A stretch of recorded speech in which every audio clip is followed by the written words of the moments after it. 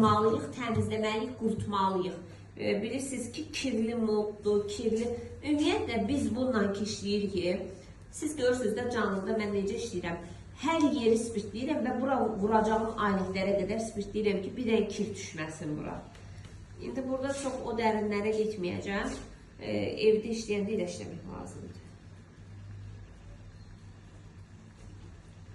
Bizdə, baxın, soskanın bir də modlarla işləyəndə şey gətirin. Nədir? Kraxmal. Modlarla işləyəndə təmiz kistiniz olsun yanınızda. Kraxmalınız olsun. Modların içinə bir qədər kraxmal vururuq.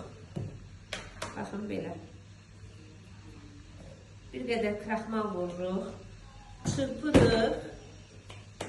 Ki, biz o maskanı ora salanda rahat çıxarda bilək. Yaxşı.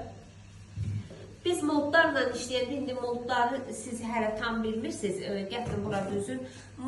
Biz işləyəndə düz bura kimi, ağzına kimi doldurmalıyıq. Ağzından yuxarı çıxıntı olmamalıdır, dolma olmamalıdır. İçinə qədər bastırırıq, düz ağzına qədər.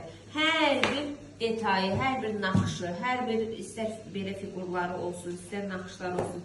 İndi eləmək olmaz. Sən onun içini suladın. Biz indi işlədirik. Biz evdə 3 saat, 4 saat qabaq modlarımızı ümumiyyətlə təmiz saxlamalıyıq, təmizləməliyik. Biz ora mastika ilə işləyən vaxtda un yox, kraxmal.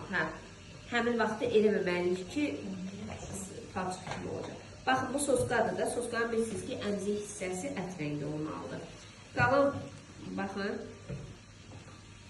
mütləq bir də alətləriniz olmalıdır əlinizdə. Hansı ki, onu ora yerləşdirmək üçün.